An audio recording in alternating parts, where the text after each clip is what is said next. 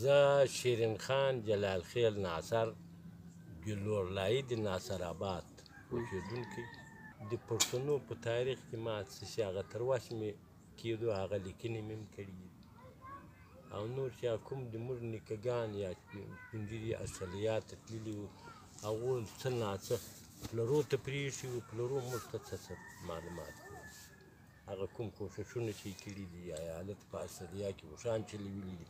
یا د استرالیا په جنوبي استرالیا کې په مرکزي استرالیا کې په ټوله استرالیا کې هغه استرالیا د کوم غلجیانو ته یادونه وکړه کوم غلجیانو هلته په استرالیا ته تللي وو مختلف تللي دي په مختلفو دورو کې خو اول مشهور سړي چې د اول لیکوالان ځینې یادوي زموږ پلار به هم یادوي یو غني خان سلیمان خیل او یو زیرب خان درانی له دغو سره نور کوم غلجیانو کومو غلجیانو کې د ګوملي له درې څخه د تاڼۍ پشکیر ده چې لودی قبیله ده په غجې کې شمار وو خروټی پشکیر ده ناصر وو سلیمان خیل دا چې نور خلک دغسې له ګوملي دا خواته کندهار خوا راواخلې کندهار په خوا کې چې کوم درې کوچیان وو که ترکۍ وو که هغه وو دي هغو به څه نه خامخا څه خلک وو ولې د اوښان چې دوی دي هغه عبدالواحد د غني خان د اکازو سلیمان خیل دې چې د اوښانو هلته پرېکړه وشوه په استرالیا کې چې بې اوښانو کار مخته نه ځي د اسانو کار د اروپایانو په کمزوري کې وو په هغه وخت کې نه موټران وو نه د ریل پټرۍ د ریل د ګاډۍ سلیکان وو نو دوی د اوښانو ته ډېر مجبوره وو هغه مجبوره په دې وو چې دوی انګریزانو دا پرېکړه وکړه چې د کوچي خلک چې هندوستان ته راځي یا افغان له لارې لکه ګومل دره کورمه دا چې نورې درې هم شته او بل د کندهار په یسه کې چې په ژمي باندې ریګ ته تلو دغه کوچیانو څخه به اوښان او د هغو د روزنې خلک راځي نو په هغو کې بیا دا عبدالواحد سلیمان خیل په کټواز کابل او جلال آباد شاوخوا په نورو ځایو کې خپل نمایندګان د اوښانو د خرید او د خلکو د راتګ نمایندګان درېدلي وو بیا به په بیړیو کې دا خلک ورتلو هلته به یې رسول سره له اوښانو خپل کاروبار دی د استرالیا په مختلفو ځایو کې پې کاوه هغه معلومات ستا د غلجیانو په باره کې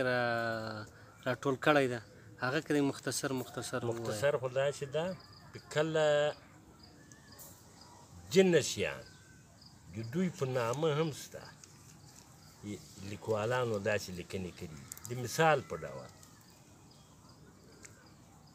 سعدالله خان خلجي اصلا د کابل د یسې ده په علي سپین نګر کې چې یو کلی وي بیا ښار شو بیا دا سټیشن شو یو شمېر غونډۍ وي چې د ده کاروانونه یا دی به پشکې تېرېدو هغه غونډۍ اوس د ده په نامه دوی لیکلي دي یوه په لیکنې کې د ځینو لیکوالانو اوت ناداتا کې چې ګدامونه وو بیا دوی دا مالونه ځینې د سرو زرو کانو ته په مختلفو لارو باندې ورلو دا کاروانونو د هغو خوراکي مواد اوبه او نور شیان یې پوره کول هغو کارګرانو ته هغه ډېره سخته سارا وه هغه کې اس نور شیانو چندانې هغه نه کوله او ډېره سخته سارا وه په هغې کې اوبه هم نه میلاوېدې اوښانو ته او واښه دوی په دا سختي کې هم دا خپل کارونه مخته بوتلل دا خدمتونه یې کړي نو دا چې یو نور شیان هم شته په هغوی کې بیا بې سواده وو خلک لیکنې کمې وې نه یې سوای کولی د دوی ادرې هم ځکه نه دي داسې سره لنګې شوي دي او د کلیو هغه هم سره لنګې شوي دي او د دوی کله چې د دوی جوال راغی د دوی کالي ځینه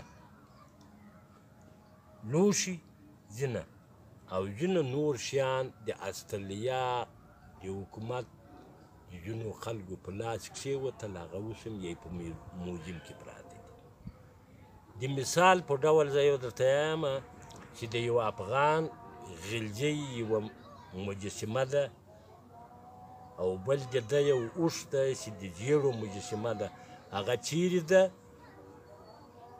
په الیس سپین نګر کې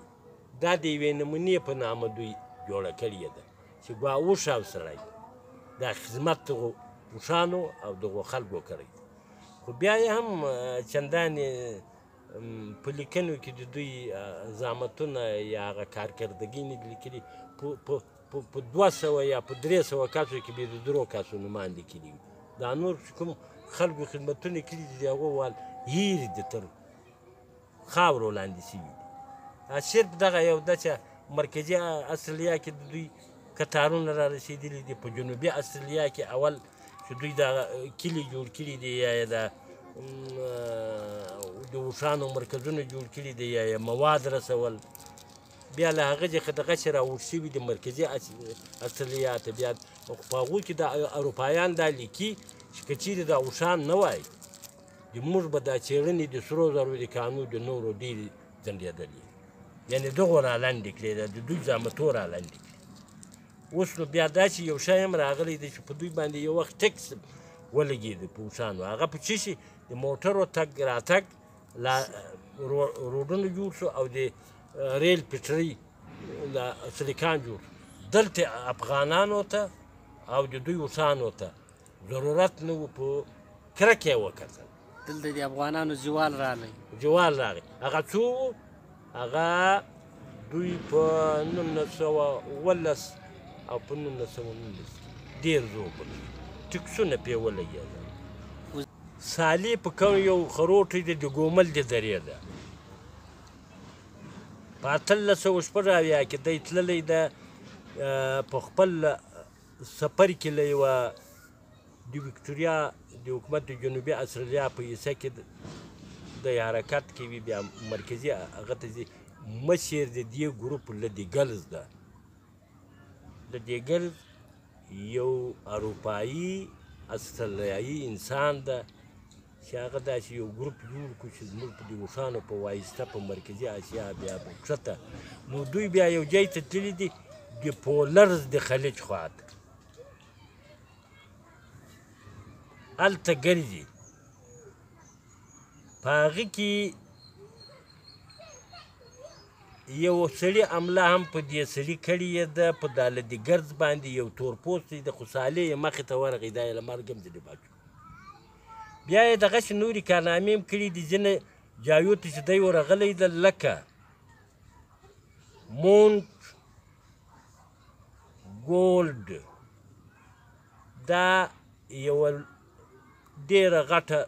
حصه ده د لوړې غونډۍ دي دغه ځای ته کوچني یو جهیل د دښته ورغی دا چې کبان و هغه و دا یې د سالې د کبانو د هوس په نامه دوی لیکلی ده دا یادګار مادګار داسې یو شی نو خو د ډېرو یې نه ده لیکلی چې کوم خدمتونه یې کړي دي داسې سالې غوندې ډېر خروټ سلیمان خېل ناصر یا داسې دوتاني یا ترکی یا اندړ یا د کابل د حصې امزو یو هغوی ډېر کم شی دا په یو خروټ یې بې لیکلی نو داسې په ډېر خروټ یو داسې کارونه کړي دي ډېرو ناصرو کړي دي ډېرو سلیمان خېلو کړي دي ډېرو نورو غلجیانو د درو کړي دي مګر هغه یو نمونه د مثال یې دوی رااخیستی داسې یې نه دي کړي چې هغو کې په 100% کې د 40% لیکنه هم کړي ډېره کمه لیکنه پرې شوې ده زه چې ورته ګورم د موږ د پلرو خبرو ته یعنې هغوی دغو باندې زیات معلومات لرل زیات خبرې یې هغوی لیدلي وه د پلار حالات یې لیدلي وو چې حالت دوی د سړي ورسره بیا کتارونه وو بیا یې د خدمتونه کړي وي بیا دوی ویل چې موږ به په خپل منځ کې پهلوانۍ سره کولې